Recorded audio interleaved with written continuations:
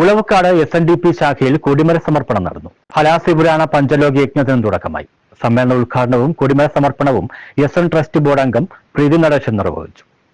Pandalam SNDP യൂണിയനിൽപ്പെട്ട ഉളവുകാട് 2014 number Sreenarayanapuram ശാഖായോഗത്തിലാണ് കൊടിമര സമർപ്പണവും തൃക്കൊടിയേറ്റും നടന്നത്.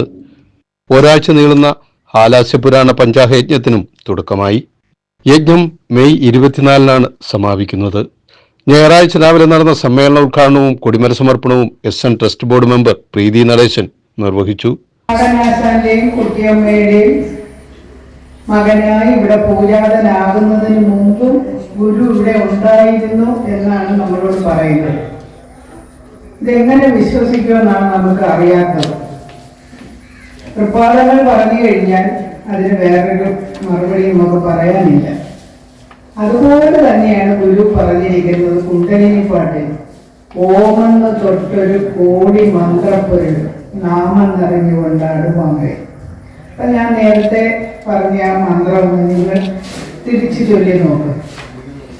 ഓമിൽ അടങ്ങിയിരിക്കുന്നത് ബ്രഹ്മ, വിഷ്ണു, മഹേശ്വരന്മാർ, പിന്നെ ഒരു മൗനം. Union secretary doctor AV Anandaraj അധ്യക്ഷനായിരുന്നു.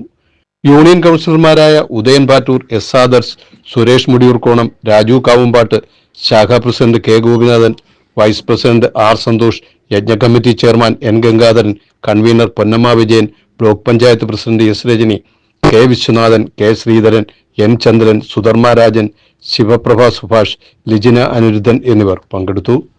യജ്ഞത്തിന്റെ ഭാഗമായി എല്ലാ ദിവസവും രാവിലെ 7-ന് ഹാലാസ്യപുരാണ പാരായണം, 11:30-ന് ആചാര്യ പ്രഭാഷണം, 1-ന് അന്നദാനം, വൈകിട്ട് 5:30-ന് ലളിതാ സഹസ്രനാമജപം, 6:45-ന് ആചാര്യ പ്രഭാഷണം എന്നിവ നടക്കും. പുലിമുഖം ജഗന്നാഥവർമ്മയാണ് യജ്ഞാചാര്യൻ. News bureau, Charummood.